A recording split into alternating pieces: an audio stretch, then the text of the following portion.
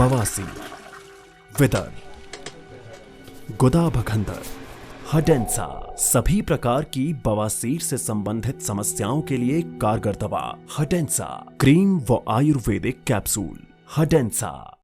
Success is not a milestone, it's a never-ending race for perfection. Denver, the scent of my success. Success is not a milestone, it's a never-ending race for perfection. Denver, the scent of my success. फटी एड़ियां, napkin या diaper के कारण ददोरे, आंतरिक वस्त्रों के कारण चर्म रोग, नाखून के संक्रमण या उंगलियों में खुजली, लिचेंसा लगाएं। लिचेंसा 2 दिन में अंतर देखें।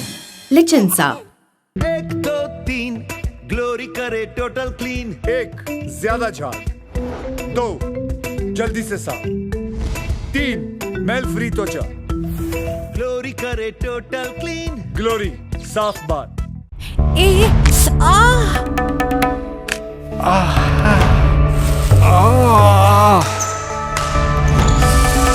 रुमेंसा आयुर्वेदिक क्रीम, दर्द से छुटकारा फटाफट। रुमेंसा आयुर्वेदिक क्रीम, रुमेंसा।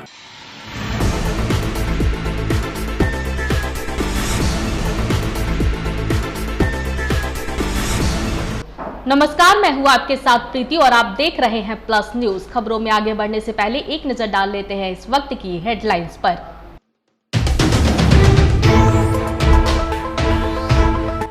नेता प्रतिपक्ष विजय कुमार सिन्हा ने सीएम नीतीश कुमार पर बोला हमला। रामनवमी में हुए हिंसा की घटना पर रथ को लेकर दिया बयान।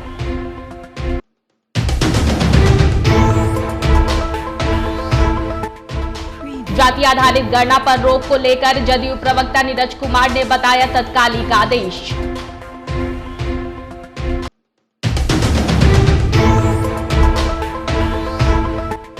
जाति आधारित गणना पर रोक के बाद उप मुख्यमंत्री तेजस्वी यादव ने कहा भाजपा के लोग मना रहे हैं खुशी।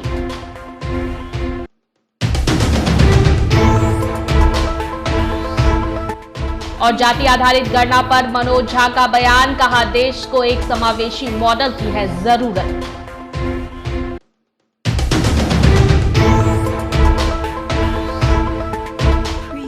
अब खबरें विस्तार से। नेता प्रतिपक्ष विजय कुमार सिन्हा ने मुख्यमंत्री नीतीश कुमार पर हमला बोलते हुए कहा है कि नालंदा में रामनवमी में हुए घटना में बहुसंख्या पर कार्रवाई की गई है, यह सही नहीं है। नालंदा में हिंसा के दिन रथ को रोका गया, जिसको आज सुबह ही चोरी छिपे मठ तक पहुंचाया गया। वहीं अब पूजा पाठ भी शुरू हो गया है। कि हिंदुओं के आस्था पर जो चोट हुआ है, रामनवमी शोभा यात्रा में भगवान राम, माँ जानकी और लक्ष्मण जी का जो मूर्ति है वो बाबा मनीराम अखाड़ा पर पहुंचाना था। ये हर साल की परंपरा रही है और उसको रोक करके रखा गया। तो हमने कहा कि प्रदेश अध्यक्ष जी और हम दोनों आवेंगे। और बैसाख माह का आज पूर्णिमा तिथि है, अंतिम तिथि है इस माह का। जिलाधिकारी से भी हमारी बात हुई थी, एसपी से भी बात हुआ था। उन्होंने कहा था कि ठीक है, और हम लोग अब जा रहे हैं। मालूम हुआ है कि वो लोग सुबह पहुंचा दिए। तो इस तरह से प्रशासन बहुसंख्यकों का हिंदुओं के आस्था को क्या सुरक्षा प्रदान करने में सक्षम नहीं है? क्या हम लोग अगर जो जाते तो प्रतिपक्ष का संवैधानिक पद पर हम लोग बैठे हुए भी हैं, संविधान के तहत प्रतिपक्ष का भी अपना अधिकार और सम्मान है। हम तो हाँ सामाजिक सद्भाव, लोगों की आस्था पर जो चोट लगा है उसको भी सहलाने के लिए, लोगों को मिलाने के लिए सभी धर्मों का सम्मान हम करते हैं। फिर बहुसंख्यकों को अपमानित करके इस तरह से सरकार क्या संदेश देना चाहती है? तुष्टीकरण की राजनीति से क्या राज सत्ता चल सकती है? एक पक्षीय व्यवस्था से क्या सरकार चला पाएगी? हम लोग अभी जाएंगे और बाबा मनीराम अखाड़ा पर उनका दर्शन करेंगे। लोगों का फोन आ रहा है और इस तरह की व्यवस्था अगर जो बिहार के माननीय मुख्यमंत्री अपने गृह जिला में भी सुरक्षा नहीं दे सकते, सुरक्षा व्यवस्था नहीं बना सकते, ये अपने अहंकार और महत्वाकांक्षा की पूर्ति के लिए तीर्थाटन में लगे हैं। पटना हाईकोर्ट ने बिहार में चल रहे जातीय गणना और आर्थिक सर्वेक्षण के कार्य पर तत्काल प्रभाव से अंतरिम रोक लगाने का आदेश जारी कर दिया है। हाईकोर्ट के फैसले के बाद जदयू के मुख्य प्रवक्ता और विधान पार्षद नीरज कुमार ने अपना बयान देते हुए कहा है कि पटना हाईकोर्ट के द्वारा यह तात्कालिक आदेश है।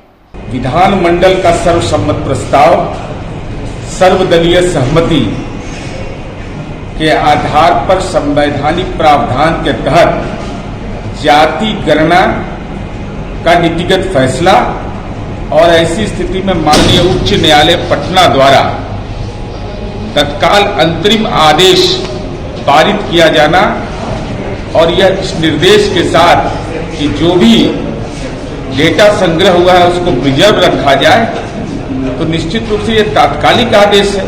इसके राजनीतिक निहितार्थ जो भी निकाल रहे हैं वो सर्वदलीय जो फैसला है, जो विधानमंडल का सर्वसम्मत प्रस्ताव है, उसको गंभीरता से राजनीतिक चश्मे से जरूर देखना चाहिए।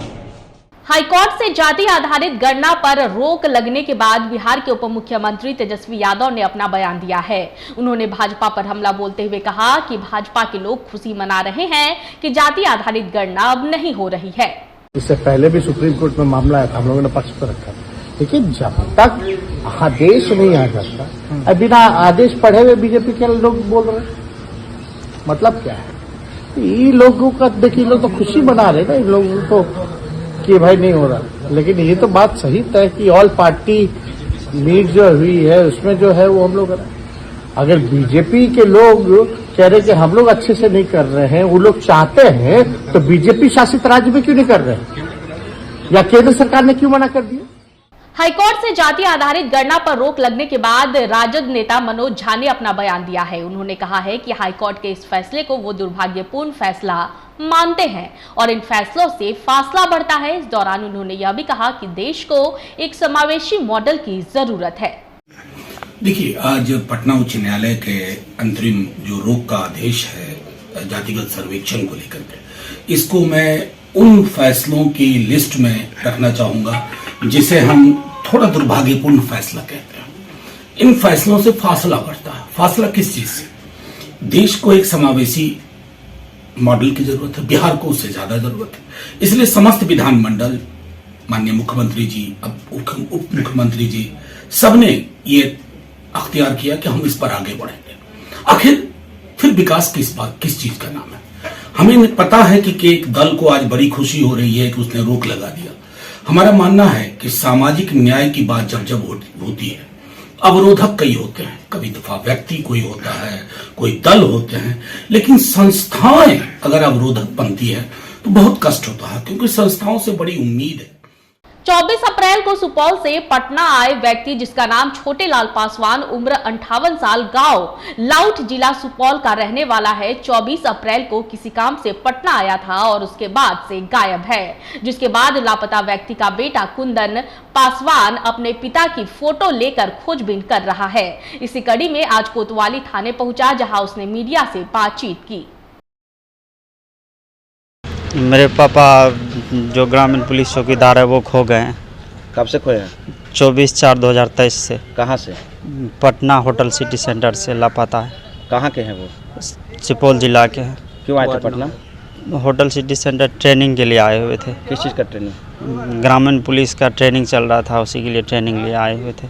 कोतवाली थाना में गए तो क्या हुआ? कोतवाली थाना में एप्लीकेशन लगवाए तो मतलब वो सब कुछ भी नहीं सहायता किए, कोई मदद नहीं? कोई मदद नहीं मिला वहाँ से। कोई शक जो गायब किया आपके पिता को? किसी पे शक नहीं है, मेरे पिताजी किसी के साथ दुश्मनी नहीं था। क्या नाम है उनका? छोटे लाल पासवान। अचानक कहाँ चले गए, कुछ आपको बता के गए? कुछ भी नहीं पता है। होटल से अकेले नहीं निकले, मतलब अकेले घूमने के लिए पता नहीं चले कि मतलब कहाँ गए नहीं गए। किसके साथ थे वो? मेरे भाई थे साथ में, लेकिन होटल में मतलब वो सो गए, आराम करने लगे, निकले से गायब हो गए। फ़ोन नहीं रखते हैं? फ़ोन नहीं रखते। तो फिर आप क्या किए? हम यही के खुद छानबीन किए, प्लेटफॉर्म पे भी छानबीन किए, कोतवाली थाना में भी एप्लीकेशन लगवाए, लेकिन कुछ भी नहीं पता चला पिताजी का। मधुबनी जिले के कलुआही प्रखंड सेक्टर अंतर्गत दोस्तपुर गांव में बिजली की हाई टेंशन तार लोगों के लिए जानलेवा साबित हो रही है, जिसे देखते हुए ये कहना कहीं से भी गलत नहीं होगा कि सरकार के द्वारा पुराने और जर्जर हो चुके तार एवं पुराने हो चुके बिजली के खंभे को बदलने को लेकर जो कवायद शुरू की गई थी, उसे कहीं ना कहीं आधे रास्ते में ही भ्रष्टाचार का भेद चढ़ा दिया गया है। वहीं गाँव के लोगों ने पुराने तार को बदलने की मांग की है।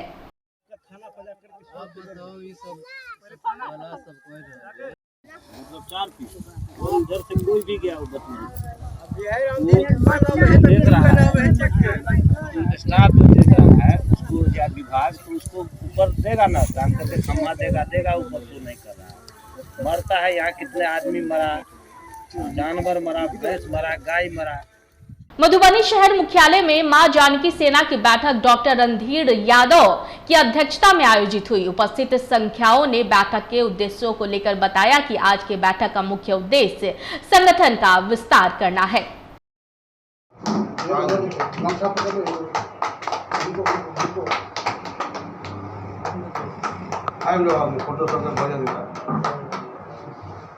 द्वारा जो हमरा मधुबनी जिला के जिलाध्यक्ष के आज पदभार हमरा दिल गया,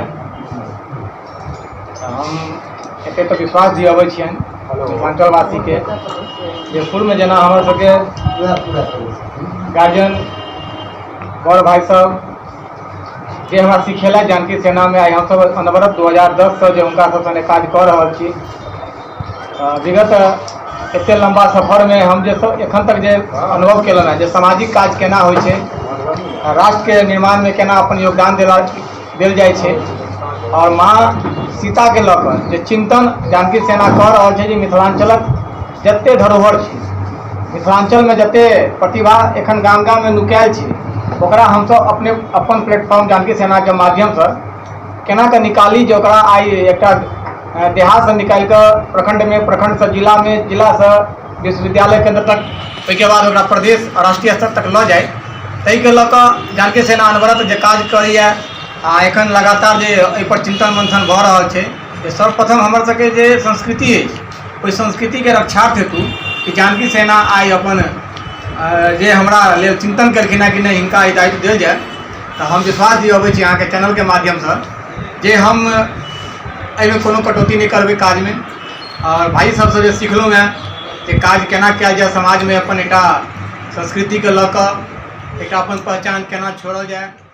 मधुबनी जिले के रहिका थाना पुलिस ने समकालीन अभियान चलाकर अलग अलग जगहों से 2 वारंटी को गिरफ्तार किया है।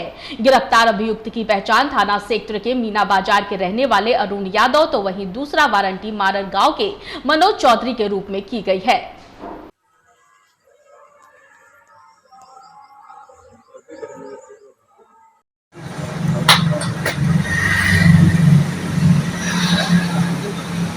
मधुबनी जिले के इंडो नेपाल सीमा पर स्थित जयनगर अनुमंडल मुख्यालय स्थित शहरी क्षेत्रों में दुकानदारों के द्वारा बाल श्रमिकों से मजदूरी कराने की सूचना पर श्रम विभाग जयनगर व मधुबनी की संयुक्त टीम की छापेमारी से पूरे शहर में बाल श्रमिकों से मजदूरी कराने वाले दुकानदारों में हड़कंप मच गया। बता दें कि शहरी क्षेत्र के भेलवा चौक के समीप राज ऑटो सेंटर मोटरसाइकिल पार्ट्स की दुकान में छापेमारी कर एक बाल श्रमिक को अपने कब्जे में लेकर थाने लाया गया। धावा दल टीम का गठन किया गया था जयनगर प्रखंड के लिए, अनुमंडल के लिए, और यहाँ बच्चे को रेस्क्यू के लिए जो बच्चे 14 साल से कम या 2010 में और 18 साल से कम जो है 1010 वाले दुकान में जो भी दुकान प्रतिष्ठान में काम करते हैं उनकी विमुक्ति के लिए एक अभियान चलाया गया था। साथ में जागरूकता अभियान भी चलाया गया था कि बच्चे लोग काम नहीं करें दुकान में 14 साल से कम वाले, और उसे अगर कोई काम करवा रहे थे नियोजक तो उनके विरुद्ध कानूनी कार्रवाई करे उनका प्रावधान है। तो उसी के संदर्भ में हम लोग का टीम जो आया था मधुबनी से, तो जयनगर में धावा का संचालन किया गया था, इसमें से किया गया था। अपना परिचय बता रहे हैं। मेरा नाम हुआ श्रम प्रवर्तन पदाधिकारी जयनगर।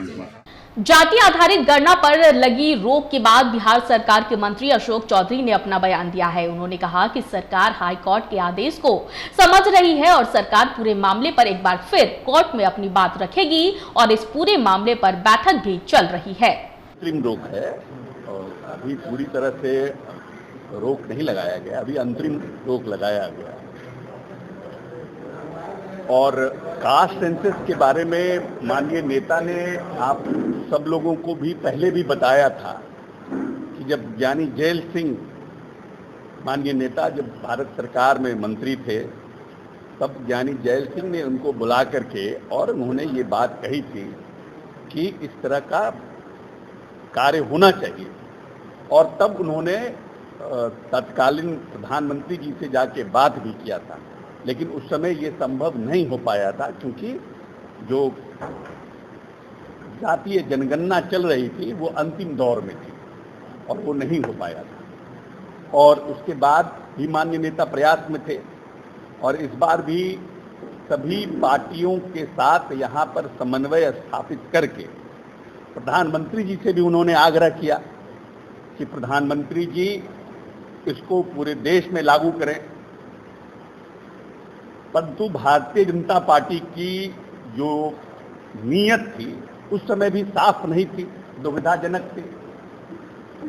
और अभी भी जिस तरह का हाईकोर्ट में रोक के बाद जिस तरह का बयान आ रहा है, कहीं पे इशारा और कहीं पे निगाहें और कहीं पे इशारा, उनके बयान से साफ झलक रहा है। इस वक्त की बुलेटिन में फिलहाल इतना ही। मुझे दीजिए इजाजत, लेकिन देखते रहें प्लस न्यूज। नमस्कार।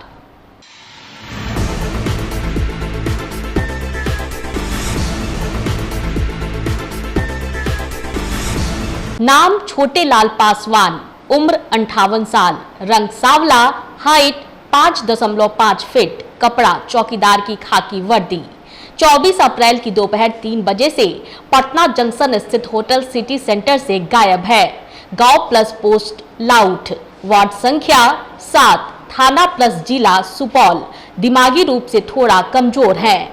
खोज कर लाने वाले व्यक्ति को 50,000 रुपए की नगद राशि प्रदान की जाएगी। हमारा कॉन्टैक्ट नंबर है 8862922040। हमारा दूसरा कॉन्टैक्ट नंबर है 9546006714।